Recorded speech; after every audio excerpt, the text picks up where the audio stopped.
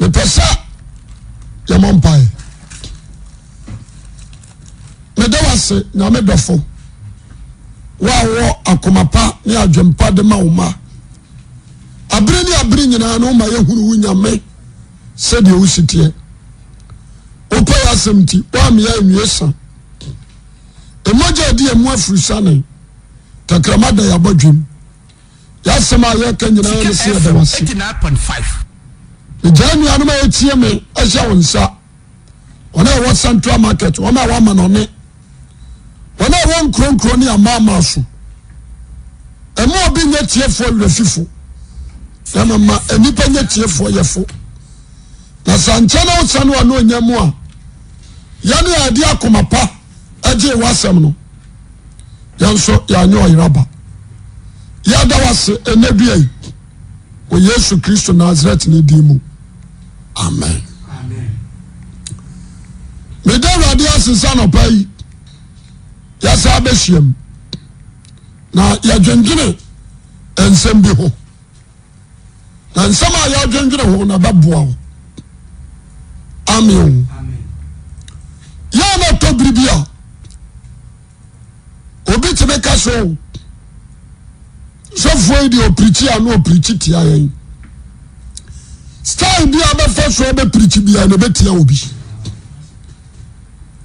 style bia obefa so preach no e betia obi entisi atrasia 89.5 na men shada say mi do obi besi ha na maka setia no the aim of me ani se nipa benya oje nipa betimi asakra na dwen na enkwaje ankasa aya ne dia amen mesraw me pawcho ante na Yesu Kristo ba ye ya senwaro wa dance before same batra na mantimi anka Yesu Kristo ho asema antraw na ba twa na nsesem o awieye no awade bebu same e se awade hia wo kra so obenya nkwasere ahodie ya wo nsabeka e batra hai me se from na me mompa ya mawo wo benya ware from na me nka wo shabere nkyirawo from na me ma wa kwankyira abafa so adiye kemenya so many cause but no entimi mfa nkwaje amra okra 89.5 amen enetie me pesa na me kansem bi kire wo tie menya nkwa amen nyame oya ba ko pe yeni nyame mienu yeni nyame mienso ana kwala ya fasu nya nkwaje nso ya korpe yeni kwan mienu eni yeni mienso amen na me pesa na obi a wutie me no obi a wodi ya ka tu tirim sa jano de ya batoi entino sa ujaya waya niamo na na be kansem bi a kire na beboa wo oje me so amepe amen Deuteronomy chapter 5 amransem du no me be kansem bi wom na me de a kire wo amransem du no me be kansem bi wom me de a kire wo FM 89.5 o se amona du nya ko podin kwa wakansem bi wom na udru ba bia na ka che o nsum nyame foforo enkama 89.5 enye honi na de anani panso for free verse 6 5 verse number 6 wasene ni awade nyankopon ami yu fi mizim asase so enko afi mu no enye anyame foforo nkame ho obi entie hweye na wanye nyame foforo enka ono awurade ho Deuteronomy chapter 5. What some Rabbidiama Israel was many Radunya Kopo, you free Uncle Fie. Free Mizim as a siso. And you are a fosro and coming to us. Okay, and no over me. I dear William Stroh. Tell you, and you a dear William or so assassins. Any dear was assassin from Subine. And from Subine so. Any dear was assassin. There was assassin and found and Cotuan and someone. And someone. Amen. Obedience some way. Sir, a totally be all. One other case of so far say we are town be. In Taobia. Lokora ayako. Some mechanical clothes on our bufua. And none of the dance here say nipa. Any Nimokora. Amen. Amen. Fine. And let's say, Yeriasi. Mamin can say, Joe, I want to say, Ata. Dear John, chapter 2. I don't know go to our quotation. John chapter 2. Kana Alifushia. Now for young sending como. Kana Alifushia. Kenkan. John chapter 2 verse 1. The first one see Ken Aifushia. Aifushia. The bet also means some. We share you for Ken or Galilee. Galilee. Now, yes, Nina now. Nina oho. We share yes, we share from so bad. I from us. I from us. Now, and son also. And son also. Yes, Nina me say. Only answer. Oninsa. Yes, say me say. Oba a day na me no woyo. A day na me no woyo. Me don enemy. Me don enemy. And na esias on phone say. Bibiala obesemo no munye nso na abo me da se de me pa no afa full stop ye ne nkomo. Amen. Amen. Mary, I am virgin. There is a difference between virgin and holy. There is a difference between virgin and holy. Amen. Amen. Fine. Mary a virgin. Another catcher of Buffon said, me bobbing. A bad and we are. Now, I did not must study. Ya me who. Okay. Let churches in the booth. Maybe I'm who's a Bible no trustina. Mama, the Chilemi said, dear. Sika FM. Amen. Amen. Yesu Kristo ewuo wowi ansa na Mary bewu AD 15 ana Mary wi 89.5 AD 15 according to the history of Mary. Amen. Amen. AD 15 na obi ka say Mary tu yiraya. It is never true. Anya no correct. Uko Israel some say ya Israel for one abakwasem on baka tro say owi Mary wanko wo Rome anasa wanko wo or the say Capernaum owo Israel ye twitwa na second a prophecy a Simeon akade to ho the person na me draw ni attention. Amen. Amen. Fine. Dear Luke. I think Luke also. Luke chapter 2. FM 89.5. Verses 25. Luke chapter 2. Verse number 25. 25. A teacher was Simon.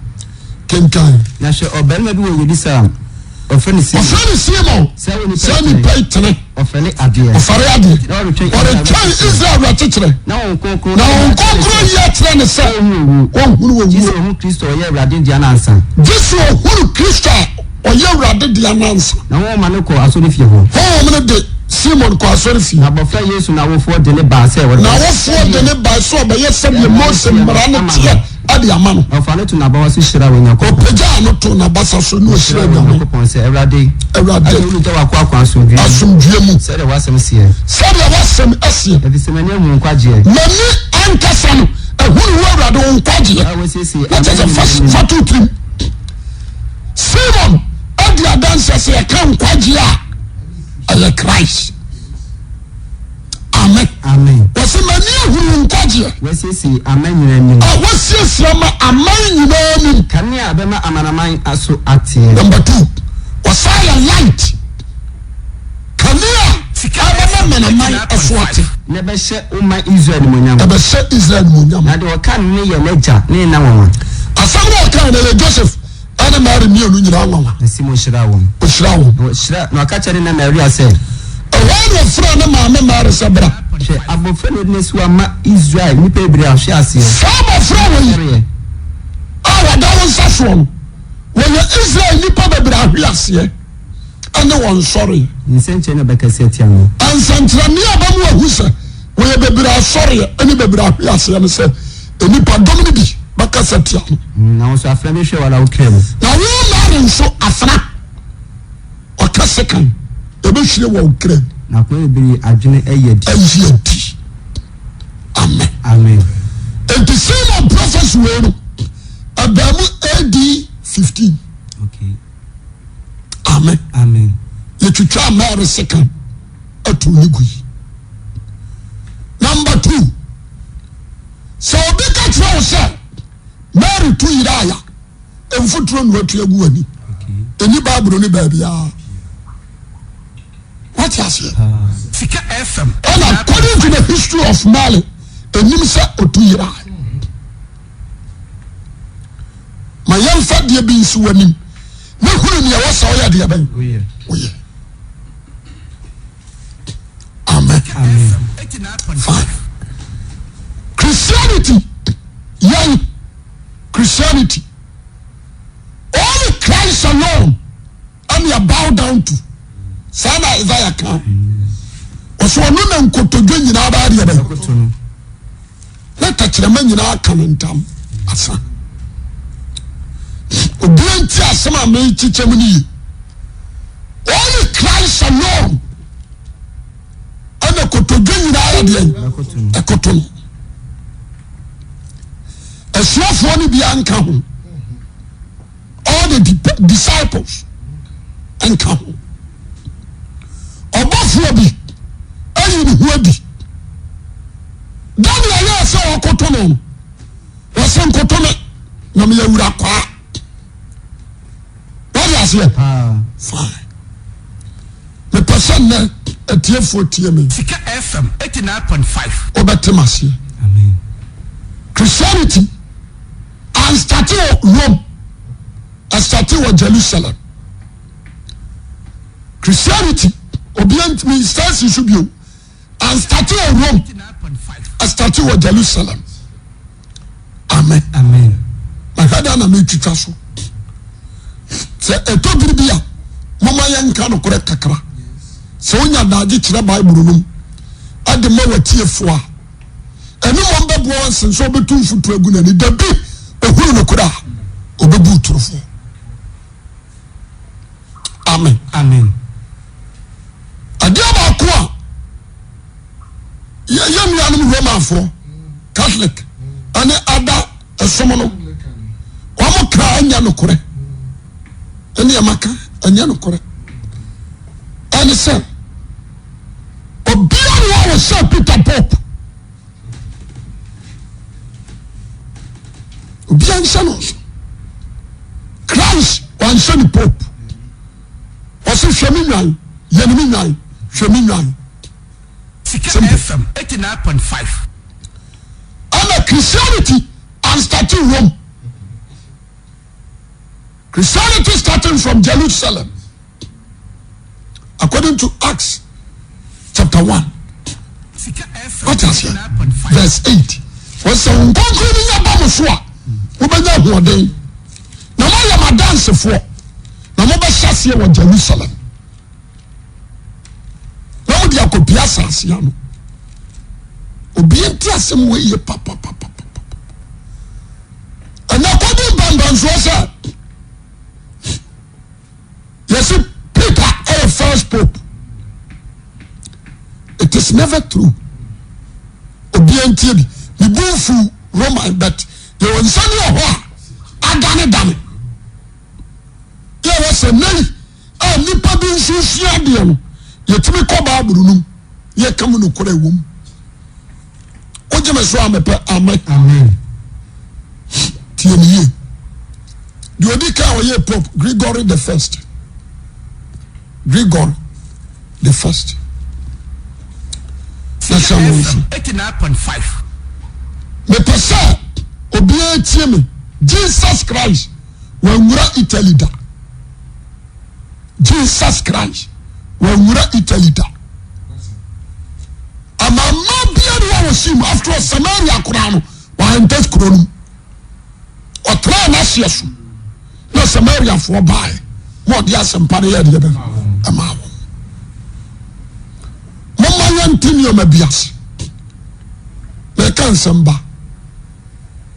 The suffering of Christianity. Rome. And not Catholic as Rome. Italians. And Israel Pharisees. And the pastors of Louis. And the Christianity who found. Opa. Asuma. Asafa. A Christianity. Okay. The person there will be a TMA. When you say the entire Herod, Ekumun Kwalani Yan say, and Yansafoni Kokasa, he knew that 89.5. I can come and somebody show say, Ajin Kwadi Baba, Abaji Israel, and to Roma phone himself definitely. Well, he'll be the sorry. Aba Kuwait Roman, Roman Ahimianama Israel. And the Mila Herod, I think so he'll be ban. No one so finance a quaint Kumquada, said the Bay of Benjamin Kuno. Now, Empire no. I'm a Christ my non-sono. But I be a free and the Roman Empire. What I say? Or by Jimmy Puffy said to the other answer. The person there will be a utility. Messiah means save. And there's one for the crown. No one should get a hole. The Basa was who come, or maybe son or axe. So, a brave and I was sending a Himian Amayana. Was a Himian Massavia 89.5. What you say? I said, when concluding the Bamuswa, will be now what? Amen. Amen.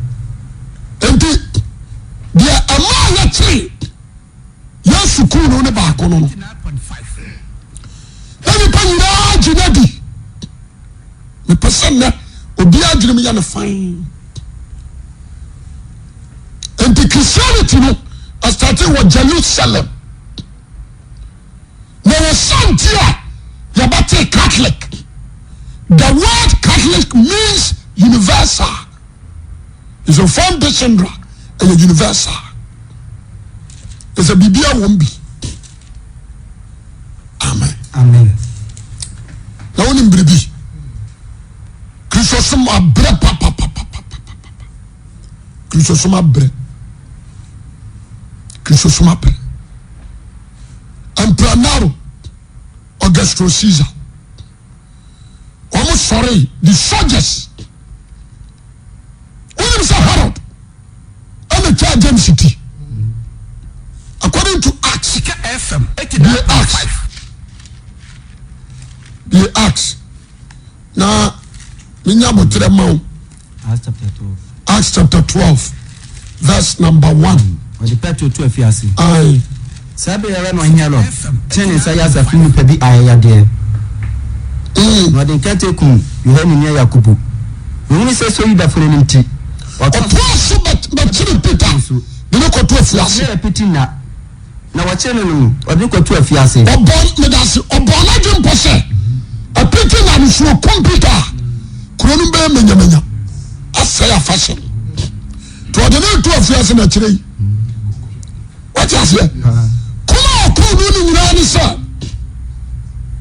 wa mo saki ka mo ho abasore yesu no oko na tidifo na abasore what you say and this ya kamia iti Roman for no wamanya masanya de ketwa wo obi obeka se Roman for abo Christianity bi oboa omena ma Christianity na sofa 89.5 o trajen city efriso poaso kwatiri Petro de to prison na obi a ono na ye first pope what is it 89.5 yachini tu ono ya first pope yachini tu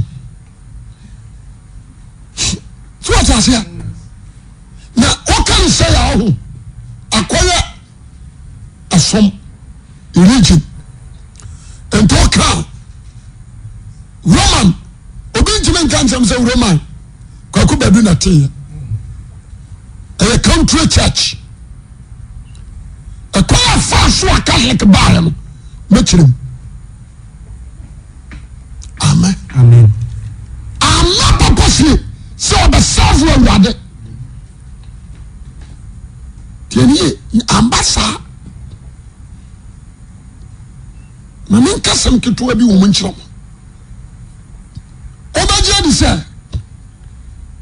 all the disciples Sika FM asomafo ni nyina no Romafo ne kumo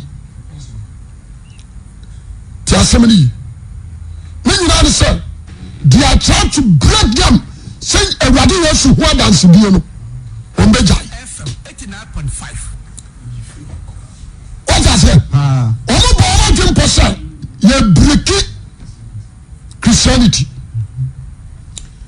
and the Christianity di asie kodu to na yehu Okay. na mamen kasam we mesem na no na me di nkomo bi na me kofa bae the brain say football started in Britain the bragena no but the football started in Russia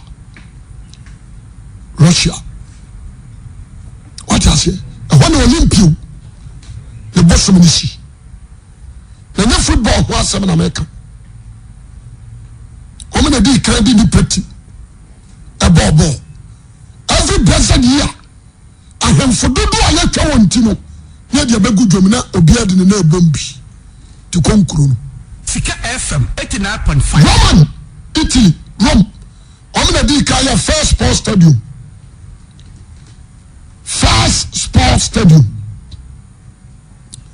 Roman sports stadium no ball and games omo ya ni nyata what is it kanano no mo trene bonyefo ogum na jata na wi no mo de omo de agigi wo mani ana ko ba sa Christopher na doso and the kings of Rome no aba omo de mpose no ya nhwe ya Israel foi on baba betu ya hini yegu nti static won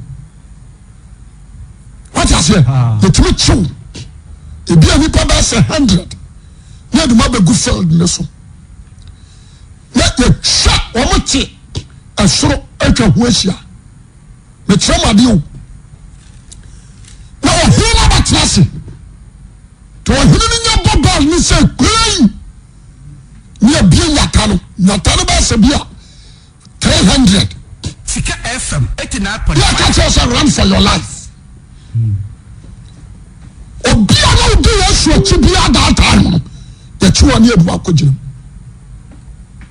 enti now se mo se obi se o sofa FM 89.5 na mesre enti na Hebrews say edibi guru atopre Hebrews 11 no o se edibi nso gudian atopre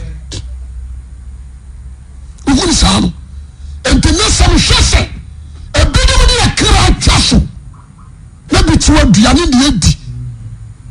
ho adwuma ya na yɛ me mmɔbɔ yɛkyɛw kyekyere nipa no bebree na de ɔma gu na gyata no abɛwe mu wɔsɔ mu a wokeka mu no na ɔmo nso bɔ ɔmo nsɛm ɛde anigye abrɛ wɔn amen ɛpɛ sɛ nnɛ obi a wotie me tie kakraa bi na mebɛhyɛ aseɛ na ɛda take bɛ 2 weeks ɛdeɛ biam akɔsi adi nsɛm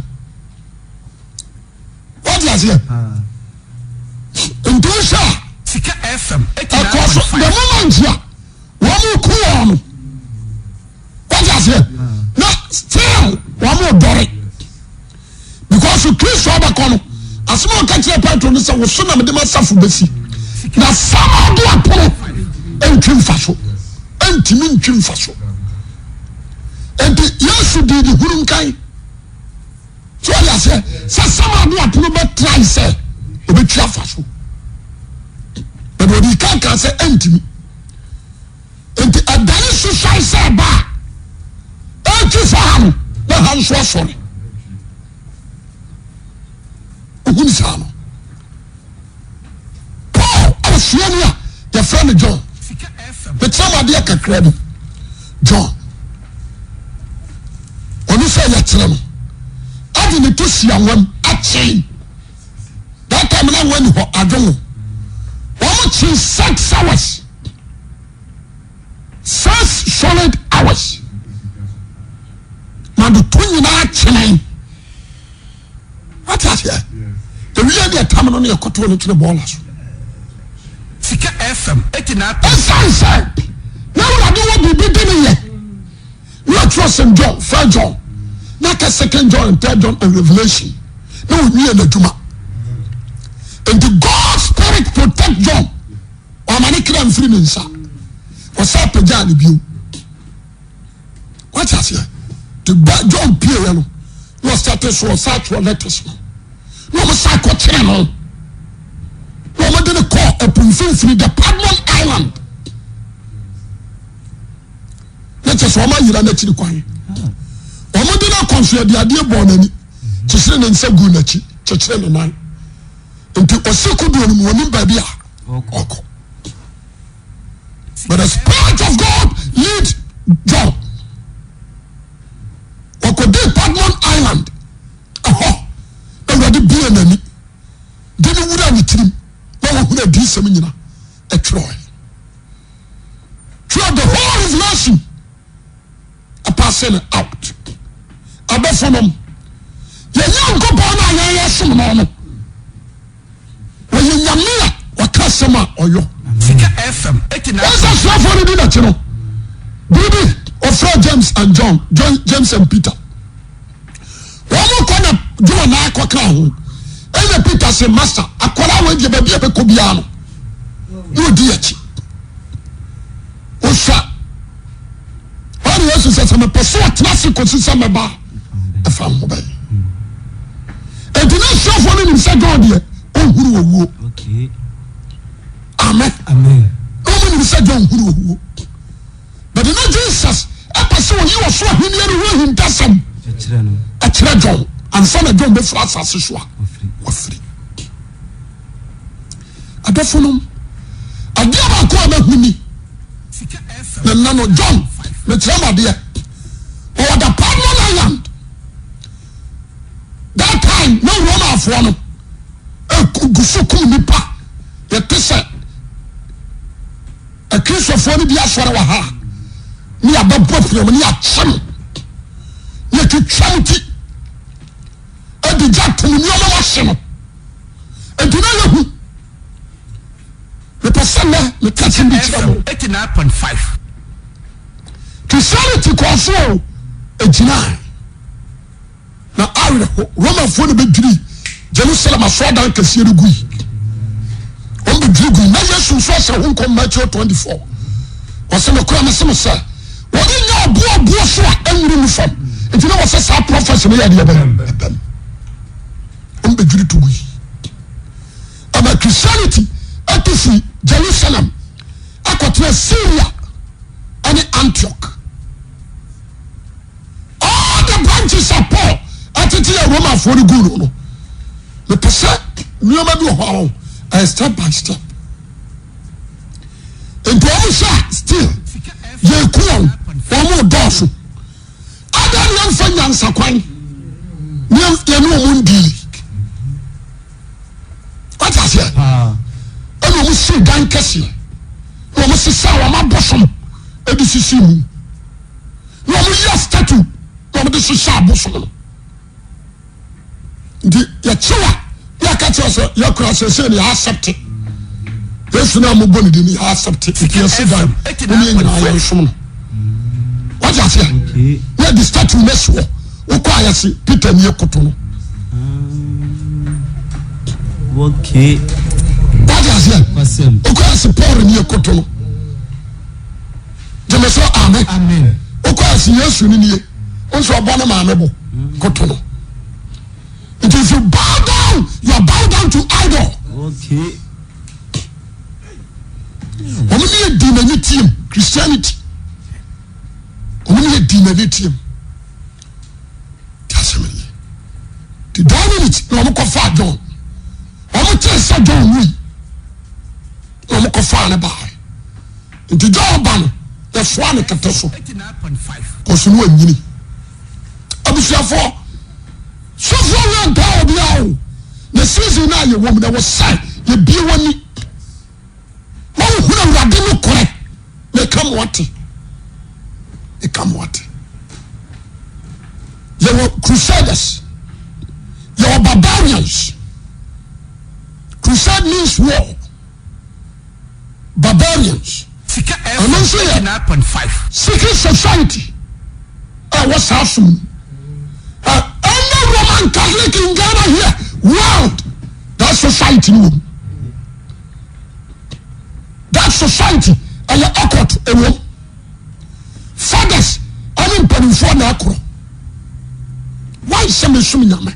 Then Sakodron barbarians. Ube fire can come against. Amen. Amen. Into Christianity, only but two just you can't be a priest without education. You can't be a priest. Won't remember yet, such a for an eye for but the crowd won't go school.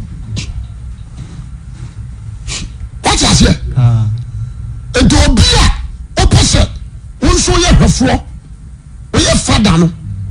Father, the entire father by him. Now, one worry. Now you walk, crusaders like what? Now you walk. So I want to between Islam and Roman. Because I can say AD 570 years AD. After the death of Christ, and about Muhammad. What I say? AD 57 and Yahu Muhammad. 30 years later, and Muhammad has started the ministry of Islam. No, 30 years. In the AD 600, and also started. And the Romans were any corner. So no, a certain man you need to fight you need to fight. What I say? Now, when you say you're fast, but be a poor baby and sorry in your Qatar. Qatar. 89.5. The Romans were in Jerusalem city. They told that war need the holy war. Okay. And we just show good tano. We are says the emergency musada. They call that war holy war. For who is and you Muhammad, what if you say, or the empire? That's just it. When you say religion, now I saw my affiliation. I saw my affiliation. That's I said, and to corner ending. And the that affiliation, the sister, and the Russo, no crown. Tasbi and Russo. What I say, Christianity, then you see Russo. Debbie.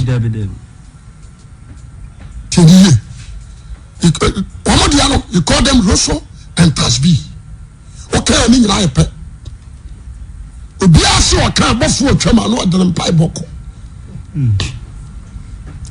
enti uliapa mumu say Islam umu say Islam say somba na papa obeka say Roman FM 89.5 apart from Islam because only affiliation what did you make sure that enti say kremoni kasma jan kremosom mi ko Christian na mo mi ko Roman ne papa mo yen kuno parce que jai ko pasori kia utribati ye beti twa unse nyira what is here Sika FM 89.5 na mo ko wo no amama no kwa wo mo yire no mo yam hihye wo ana father no what they say barbarian leader no aka say to cut everything short wo pose wo kwa ko ni biam o ware he called them fathers said ya baya woni ni wachi na yam hihye bi na aso what is here enya na me na si o nipa nhyehyɛ ya from a dogma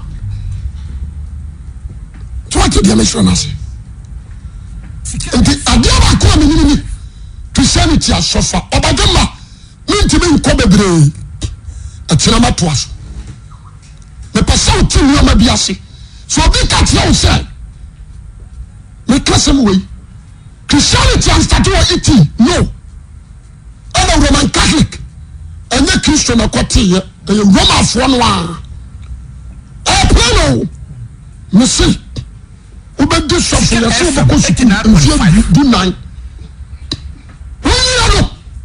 na Christian ho dance die na free utiri sa no mo ye no what's as here wow wo do mo mra ono mo nseseye ye di ama that ancient time masa o ma die Christopher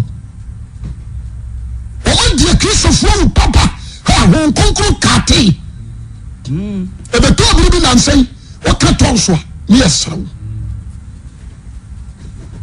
afaya amefu ani bie no afaya na o mo nso gitum wow para ya Ghana ani ya giatum but Europe o mo nyintu gutumi ko travel Vatican en ko kara baba ho FM 89.5 Assembly and the Pope was not so full. Pope is not a pastor, he's a king. Are you hearing it? Pope is not a pastor, he's a king. The pastor, when you bow also, be very careful about the Christianity. Amen. Sika FM 89.5